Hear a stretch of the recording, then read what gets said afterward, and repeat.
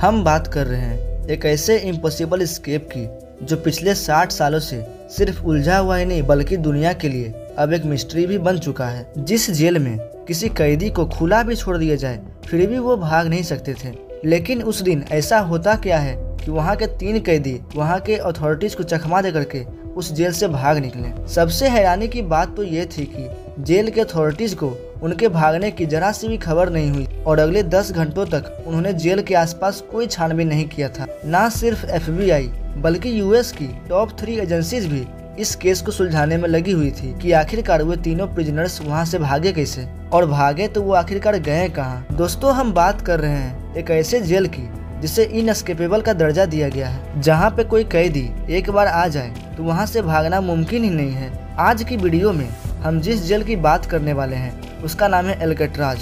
यह jail Pacific ocean के बीचों बीच एक आइलैंड पर बना हुआ है और ये आइलैंड समंदर में ही एक बहुत बड़े पत्थर पर बना हुआ है। इसी वजह से इसको द रॉक आइलैंड भी कहा जाता है। एल्कट्राज जेल दूर दूर तक पैसिफिक ओशियन से घिरा हुआ था और दूसरा इसकी प्रोटेक्शन के लिए इसके इर्द गिर्द 15 फुट ऊंची फेंस भी खड़ी की गई थी। जेल के इंचार्जों द्वारा इस जेल पर 24/7 की मॉनिटरिंग की जाती थी। क्योंकि एल्कट्राज जेल पैसिफिक ओशियन के बीचों बीच मौजूद है तो तेज हवाएं और ऊंची लहरें इस आइलैंड पर हमेशा आती रहती है। इन सब कंडीशंस को देखते हुए 1934 में इसको फेडरल रिजर्व डिक्लेयर कर दिया गया, जहां हद से ज्यादा सिक्योरिटी दी जाती थी। इन शॉर्ट, यहाँ अगर कोई एक बार आ गया तो खुद से निकलना किसी भी सूरत में मुमकिन नहीं था। इस जेल को इनएस्केपेबल का दर्जा भी हासिल था, लेकिन टाइटैनिक के जैसा ही इस जेल का भी भ्रम टूट गया जब इस जेल के 3 कैदी यहाँ के अथॉरिटीज को चकमा दे करके इस जेल से फरार हो गए। उस दिन इस जेल का सारा भ्रम टूट गया। इस कहानी के मेन किरदार हैं 4 लोग, जिसमें से जॉन एंगलिन और क्लेरेंस एंगलिन दोनों आपस में भाई थे। इन दोनों को एक बैंक रोबरी के केस में यहाँ रखा गया था। उसके बाद है फ्रैंक मॉरिस, जो 13 साल की एज से ही ऑन ऑफ जेल की शक्ल देखता रहा है। इसको भी एल्कट्राज में बैंक रोबरी की वजह से रखा गया था। और आखिर में ये है एलन वेस्ट, जो पहले भी कई बार दूसरे जेलों से भागने की कोशिश कर चुका है। इसी वजह से इसको मैक्सिमम सिक्योरिटी के लिए एल्कट्राज में रखा गया। एलन वेस्ट इस जेल में काफी समय से रह रहा था, इसी वजह से इसको इस जेल के कंपाउंड के बारे में दूसरों से ज्यादा मालूम था। एल्कट्राज से भागने का आइडिया सबसे पहले 1960 में एलन वेस्ट ने ही अपने साथियों को बताया था। एलन ने जेल के B ब्लॉक में एक लूप होल तलाश किया था, जहां से उनका भागना शायद किसी हद तक मुमकिन था। अब परेशानी ये थी कि ये चारों लंच ब्रेक में ही मिल पाते थे, लेकिन इनके सेल्स B ब्लॉक में नहीं थे। ये चारों कोशिश में लगे रहे कि इनको B ब्लॉक में शिफ्ट कर दिया जाए, और खुशकिस्मती यह थी कि इन जेलर को B ब्लॉक में शिफ्ट कर दिया गया, और वह भी एक दूसरे के बराबर। इनका पहला टारगेट तो पूरा हो चुका था। चारों प्रिजनर्स एक साथ ब्लॉक B में शिफ्ट हो चुके थे। अगले 2 सालों तक ये अपने अपने सेल्स के अंदर ही क्या खिचड़ी पका रहे थे, इसको किसी को कानो कान खबर न पड़ी। 12 जुलाई 1962 को रूटीन के मुताबिक सुबह के 7 बजे जेल स्टाफ तमाम प्रिजनर्स को उठाने के लिए निकले। असेंबली में काउंटिंग की गई तो इनमें से 3 प्रिजनर्स मिसिंग थे। जब स्टाफ ने तमाम सेल्स को दोबारा से चेक किया तो ब्लॉक B में ब्रदर्स समेत फ्रैंक मॉरिस को अपने ही बेड पर सोया हुआ पाया। उनको ये बात बिल्कुल भी नॉर्मल नहीं लगी और उन्होंने सेल के अंदर जाकर उनको उठाने की कोशिश की। इसी दौरान वो क्या देखते हैं कि तीनों सेल्स के बेड पर सिर्फ डमी हेड पड़े हुए हैं। जी हाँ, वे तीनों भाग चुके थे। उन्होंने भागने से पहले प्लास्टर और कंक्रीट के मिक्सचर से बना ये डमी हेड अपने बेड पर रख दिया था। इनमें से एक हाथ लगने की वजह से जमीन पर गिरकर टूट भी गया, जिसको इस फोटो में भी देखा जा सकता है। ये मंजर देख के पूरे जेल स्टाफ के होश उड़ चुके थे। उन्होंने यह समझकर कि प्रिजनर्स आइलैंड से बाहर तो जा नहीं सकते, तो उन्होंने पूरे आइलैंड की छानबीन शुरू कर दी, लेकिन कहीं भी उनका नामो निशान नहीं मिल सका। सबको एक ही चीज सताई जा रही थी कि इतनी हाई सिक्योरिटी के बाद भी एक नहीं बल्कि 3 कैदी यहाँ से भाग निकले। याद रहे कि इन भागने वालों में से एलन वेस्ट नहीं था, जिसका असल में ये सारा प्लान था। इन्वेस्टिगेशन टीम बुलवाई गई और FBI को भी रिपोर्ट किया गया। ये देखा गया कि तीनों अपने सेल की दीवार में लगे छोटे वेंट को तोड़कर बाहर निकले हैं। हैरानी तो तब हुई जब दीवार की पिछली साइड पर 3 नहीं बल्कि 4 सेल्स वेंट डैमेज थे।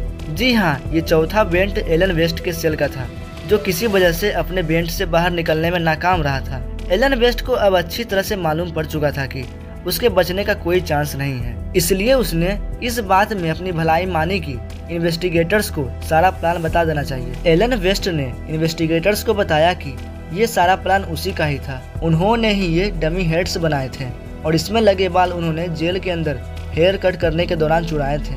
चारों सेल्स की बैक वॉल पे एक छोटा सा वेंट था जिसका साइज 5 बाई 9.5 इंच थी। एलन को इन सेल्स का लूप होल मालूम था क्योंकि वो जेल के मेंटेनेंस में भी काम कर चुका था। उसको मालूम था कि इसकी दीवारें सिर्फ 6 इंच ही मोटी है और वेंट के सुराख को आसानी से बड़ा किया जा सकता है। 6 महीनों से चारों कैदी मौका ढूंढकर इस वेंट के इर्द गिर्द सुराख करते थे। वो किचन से चुराए हुए चम्मचों की मदद से यह काम करते थे, जबकि आखिर में इन्होंने जेल के वैक्यूम क्लीनर की मोटर से एक ड्रिल मशीन भी बनाई थी। वो इस खुदाई को सीक्रेट रखने के लिए इसके आगे अपने म्यूजिकल इंस्ट्रूमेंट या फिर कोई सामान रख देते थे। ये सारा काम खास तौर पर उन कैदियों द्वारा म्यूजिकल आवर के दौरान किया जाता था जब जेल के ब्लॉक में काफी शोर शराबा होता था।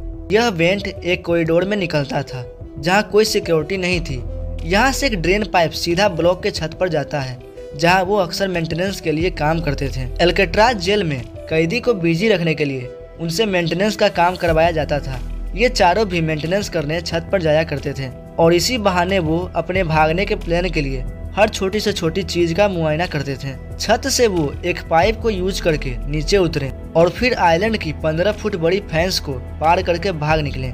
उन्होंने अपनी सारी तैयारी पूरी कर रखी थी। रबर रेन कोट को जोड़कर अपने लिए एक फ्लोटेबल राफ्ट भी पहले से ही बना रखी थी। ये रेनकोट जेल के एडमिनिस्ट्रेशन की तरफ से ही दिए जाते थे जो वो बहाने से इकट्ठा करते जा रहे थे। इसके अलावा रेनकोट से ही उन्होंने अपने लिए लाइफ जैकेट की तरह कोई चीज भी बनाई थी जो कि राफ्ट के काम न करने पर उनको पानी में डूबने से बचाएगी।